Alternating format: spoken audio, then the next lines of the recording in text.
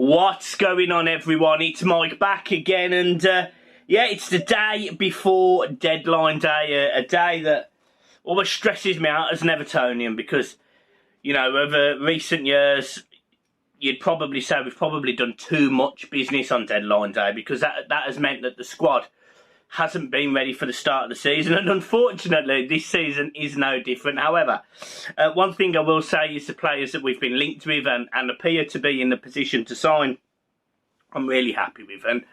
And I think the recruitment window has been fine. I will always have a few question marks over Dwight McNeil and Neil Maupay from an attacking sense. I will. They're not going to go away. And people said I was a bit too critical of McNeil last night. But the reason why I criticise McNeil is because he's meant to be a forward player. And actually, he was better defensively yesterday. So, you know, maybe we could see him, filling in as an auxiliary right back or right wing back, like he had done at times for Burnley. But they're the two signings that I sort of sit there and I go, could we not have got someone better? But let's talk about players that we are being linked with and look like they appear to be done. Everton have approached and had a bid accepted. Appears personal terms are agreed. The medical has been completed. It appears we're just waiting on the final announcement for James Garner, 21-year-old. He was born in Birkenhead. He's a, his Wikipedia says he's a Scouse lad. He started at Man United, had a youth career, he's played under 21s, under 23s for England. He was on loan last season at Nottingham Forest, and he's a player that made something like over 60 appearances, scoring 6 goals in the last 2 seasons for Nottingham Forest. Now, a question mark to that is, if he was available to sign, why didn't he sign for Forest? Was there internal reasons? Was there a Forest reason? Don't quite understand what it was, but irrespective, Everton, I would say, have landed a really decent prospect. I think that's fair to say. I think he's a really decent prospect. £15 million with a buyback clause. I don't know what the buyback amount will be, but it'll probably be 35-40 million, won't it? It won't be some stupid figure. It won't be some like 80 or 90 million, like some people are saying. It won't be that. It will be much, much lower. But he'll come into a side where, he'll gain experience. He'll learn from somebody who, let's be honest, was probably one of the best midfielders England have had in the last 15 years, 20 years. In fact, Lampard, he's got players like, Onana, who is also young with lots of energy alongside him. And there is talented players in and around the Everton team that can give him a little bit of coaching. Iwobi is an experienced international and player who's played at the top level in the Premier League. He can give him some coaching tips. But you've got players like Seamus Coleman in there. You've got coaches like Leighton Baines and Ashley Cole. And although these positions are different, he'll be able to get good feedback and good information and good knowledge. And he'll learn the progressive way of Everton playing. I don't think he'll play 33 times this season. I don't think you'll see him in every game. But I think what you will see is our bench will look stronger. I think you'll see, players like Alan and Gomez and even Tom Davis potentially being shown the door over the next 24 hours. And, he is the beginning of a slightly more measured recruitment process in terms of, we haven't spent any money on Cody and Tarkowski. I think Cody's a loan with an option to buy at something like 10 million, which I think you'd take. Mikalenko and Patterson's certainly looking now like he's worth the money that we've paid for him, albeit it was like 5-6 million up front. And Mikalenko, a lot of people are criticising Mikalenko, but actually I think he's been really solid. Yes, he's not going to get up and down like Patterson is. He's not that type of fullback, but as an option to play as left centre back as well, he's definitely a good option in that sense. So I'm happy with that. Then all of a sudden you're looking in your midfield and you've got options. You've got Garner, Onana, Iwobi. So there's options there. So all of a sudden that Everton team's looking different. And that isn't without talking about other players that we potentially are signing, may even get announced tonight. And then obviously up front we do have players like Calvert-Lewin, Gordon, Tamari Gray. We've currently got Rondon, albeit he may be off to Traverspor or somewhere like that tomorrow. Calvert-Lewin. You know, there's a lot of players in there that actually could move around and giving us a little bit of freedom and options in and around penalty areas, in the middle of the park.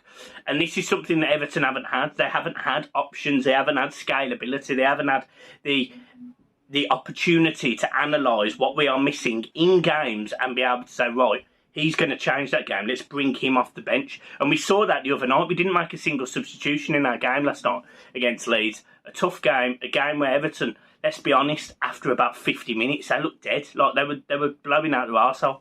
But actually, if you've got these options now on this bench, you know, whether it be a Garner or whether it be some of the other players we're being linked with, then all of a sudden, it looks like there's opportunities to be created and goals to be scored and defences to be strengthened. And that is positive. That is really, really, really good and reinforcing. Everton have also been linked. Well, it's not even linked at this point. Let's just say Everton are going to confirm and sign Idrissa Gueye, but I don't understand what could go wrong at this point. Terms are agreed. He's on Merseyside. I think his medical's been done. He's the replacement for Idrissa Gueye, and he will be joining Everton. I think it's a two-year deal with the option of a third from PSG. This is a signing that people are saying, you know, Mo Kamara went for 13.5 million. He's 22. You know, it's different, and I get that. But when you bring in all of these younger players, these Ananas and these Garners, you do need an older, experienced head in the middle of the park, and that is Garner, because you can't expect Iwobi to do that. He will teach people how to enjoy the Premier League, get them up to pace, but he can't teach you how to be a centre midfielder because he's learning himself. He's so new to this. So actually, Garner and Onana learning from... that's going to be really difficult. Garner Onana learning from Garner Gueye is going to be absolutely horrendous. For fucking hell. Garner Onana. Jesus. So yeah, so that looks like it could be our midfield three. And all of a sudden, again, you've got options, you've got pace, you've got a little bit of ability, you've got dynamism, you've got Onana who, you know, we've seen very good in the air, very capable at controlling the ball, a little bit of skill as well. He's got a little bit in him. And when you add players like Iwobi into that mix, all of a sudden Everton look a better side. They don't look the most creative in the middle of the park, and I'm not going to sit here and say that, but actually it looks like a potential building and work in progress. And actually that work in progress means that Everton won't be, in my opinion, finishing in the bottom three, which I have major concerns about.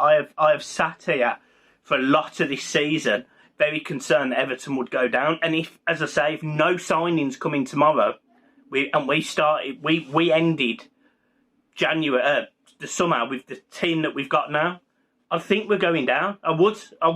But actually, when you're adding in your Garners and your other players that I'm about to discuss, Everton look a different proposition. You know, we know Garner, 33 years old, very capable, combative midfielder, fairly fleet-footed, will literally harass and cause problems for any midfield player. And we had that issue against Leeds. Leeds were just popping the ball off nightly and getting around us and causing real problems in that second half. With Garner in the middle there, he not necessarily commands it, but he harries. He's like a wasp. You know, he'll be in and out. He'll be making that move. He'll be winning that ball back, making that nice, easy pass. And this is a guy that, you know, a lot of people forget. He made a decent amount of appearances for PSG. It was over 30 or 40 appearances last season. Played in many competitions. Played with Neymar, Mbappe, and Messi. You know, this guy is a good player, and we're getting him back. And you know, whether the fee's 5 million or 10 million, I think for that experience, that value, I think that's really, really positive. The only thing I would say is I'm frustrated that this didn't happen 2 weeks ago when it could have. It could have happened a couple of weeks ago. There was an issue with PSG at their end, and it should have happened And it sounds like their director of football has had some real issues, to be fair, real issues. He'll probably lose his job because there's been a lot of players at PSG that haven't been able to move on like they've wanted to, and equally like PSG's owners have wanted to. So, yeah, there's been issues. But the positive is, yeah, we are... We are getting stronger. You can't, no one can deny we're not getting stronger. We are absolutely getting stronger. Another thing, talking about, and I can't pronounce his name, and it's going to sound terrible, but Everton have been linked with Chukwueze, on loan with an obligation to buy. Now, Villarreal rate this 22-year-old really highly. However, he wants to move to the Premier League. Everton have said that they will financially commit to a deal that's like £45 million next summer. It's a lot of money. But this kid is a good player. We've been linked with a few, Gakpo and this lad, and these are players that you'd probably say can open up teams, can create a goal, can score a goal from range, can do something in a flash of a moment that actually you go, yeah, that's impressive. So, yeah, I would be really happy with this signing.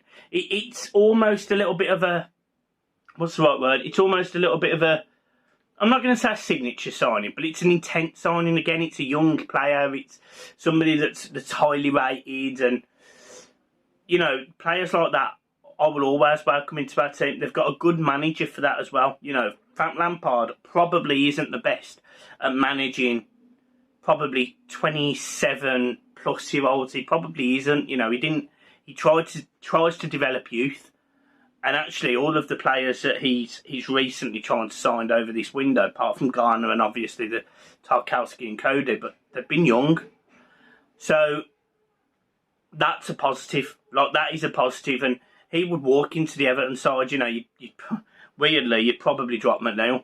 Weirdly, you probably would, because he'd go in there, or, you know, whether he plays, it doesn't really matter where he plays, he would walk into the team.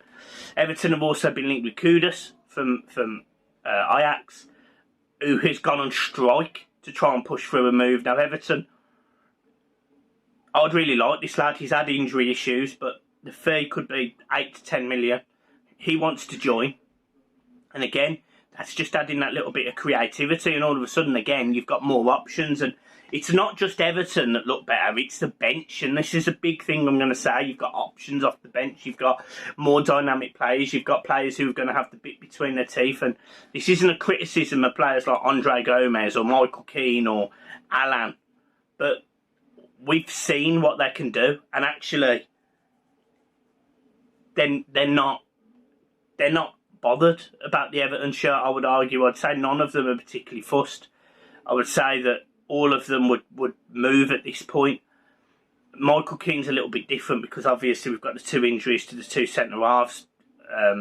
Godfrey's out for at least another 8 weeks, 10 weeks, and Mina's out for pretty much the same. So you've got issues with both centre-halves, that sense. Mason Holgate has had his injury issues in the past. We played with a back 4 against Leeds, and actually we looked all right. So, yeah, it's a tough one, but at least we're getting options. And in an ideal world, and I'll be straight with you, in an ideal world, these signings would have been made 4 or 5 weeks ago. Because the fact we haven't sold Gordon to fund them is really odd to me. Because if we had the money, or we were allowed to spend the money, why have we waited? And I'm sure you guys are probably more tactically aware than I am. So, you know, put in the comments why you think we've left it so late. But I don't get it. You know, the only difference is Dele Alli's not in the team, and maybe Gabami. But their wages wouldn't justify going out and spending, you know, say an extra 35, 40 million the last day of the season. I almost feel like this is a Mashiri trick, actually. That Mashiri said, judge me at the end of the window. And he's probably making it quite an exciting day for Everton.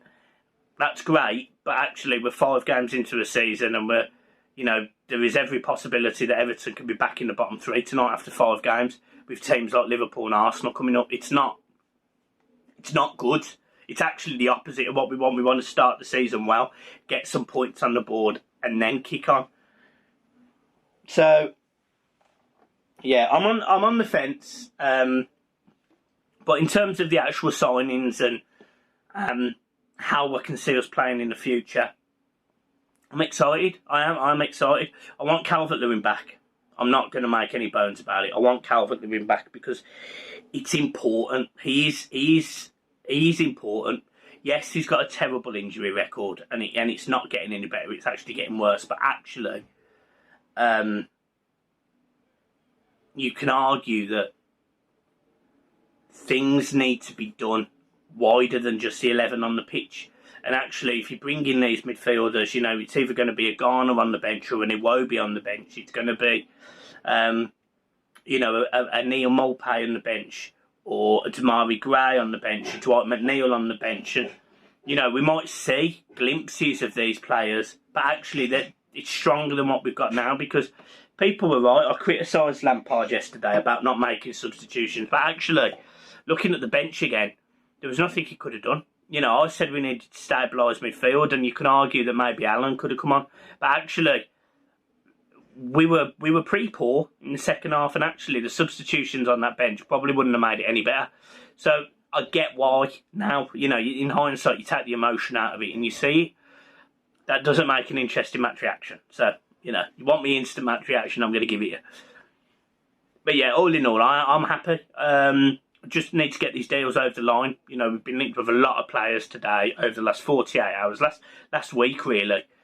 We need to get these players over the line, get them done, get them in an Everton shirt, and you know, get them into our matchday squads, because we obviously had this issue with Neil Mulpay. Obviously, Everton weren't very happy with the Premier League, and I absolutely understand. How can Saturday and Sunday not be a working day for the Premier League when there is football matches going on? It's just ridiculous. That's a ridiculous statement to make. So, yeah, I've looked at the VAR decision again, and last night I was very much on the fence of it. I was trying to take the emotion out of it because I would have been very angry. But I've watched it again today, and it should be a goal. I mean, it's an absolute disgrace, actually. It's a disgrace. It should be a goal. So, look, we move. We keep smiling. Obviously, we'll do a video tomorrow. It'll probably be a late one, reviewing the deadline day. I used to go live, but there's so many people making content now. I don't want to bore anyone, and I equally don't want to stand on anyone's toes. So I will see you tomorrow. Don't quite know the time. Probably be 9, 10, and we'll do a little bit of a video as we're going on, or it might be later at the end of the window. But anyway, we will discuss the transfer window in a little bit of detail. And guys, as always, keep smiling. Peace.